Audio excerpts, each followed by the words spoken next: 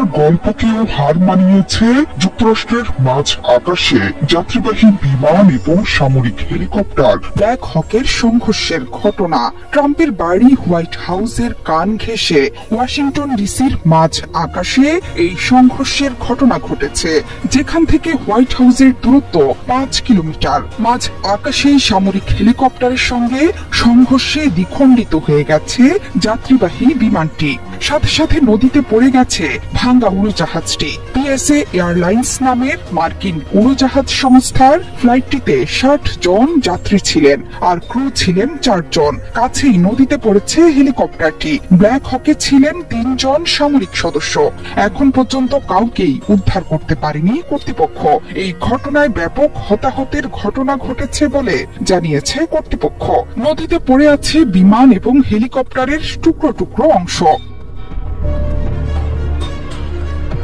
বুধবার রাত 9টার দিকে রিগান ওয়াশিংটন জাতীয় বিমানবন্দরের কাছে মাঝ আকাশে সংঘর্ষের ঘটনা ঘটে। এই তথ্য নিশ্চিত করেছে যুক্তরাষ্ট্রের ফেডারেল এভিয়েশন অ্যাডমিনিস্ট্রেশন। সামাজিক যোগাযোগ মাধ্যমে টেক্সাসের সিনেটর টেড ক্রুজ বলেছেন, সংঘর্ষে হতাহতের ঘটনা ঘটেছে।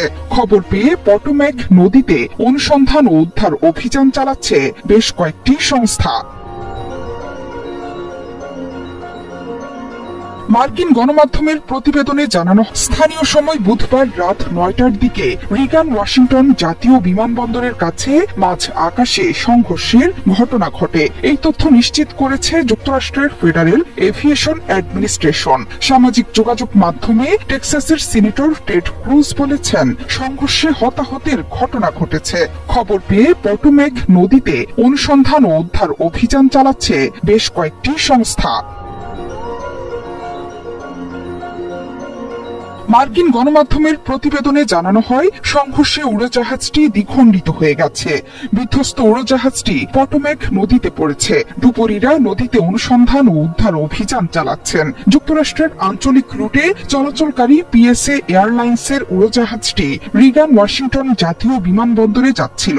বিমানবন্দরের কাছে মাঝ আকাশে একটি ব্ল্যাক হক হেলিকপ্টারের সঙ্গে উড়োজাহাজের সংঘর্ষ হয়। পিএসএ এর উড়োজাহাজটি কানসাস থেকে উড্ডয়ন করে ছিল। দুর্ঘটনার পর বিমানবন্দরের সব উড়োজাহাজের ওঠানামা বন্ধ করে দেওয়া হয়েছে। মার্কিন সেনাবাহিনীর joint task force national capital রিজিয়নের গণমাধ্যম বিষয়ক প্রধান হেদার চাইরেস বলেছেন, সামরিক হেলিকপ্টারটি প্রশিক্ষণ ফ্লাইট ছিল।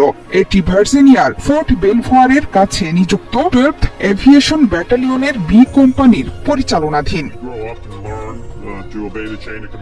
এই ঘটনা গভীরভাবে পর্যবেক্ষণ করছেন মার্কিন প্রেসিডেন্ট ডোনাল্ড ট্রাম্প। তিনি বলেছেন, যুক্তরাষ্ট্রের উড়োজাহাজ হেলিকপ্টার সংঘর্ষের ভয়াবহ দুর্ঘটনা সম্পর্কে তাকে জানানো হয়েছে। দুর্ঘটনার পর জরুরি সাড়াদান কর্মীদের অবিশ্বাস্য কর্মতৎপরতার জন্য তাদের ধন্যবাদ জানিয়েছেন তিনি।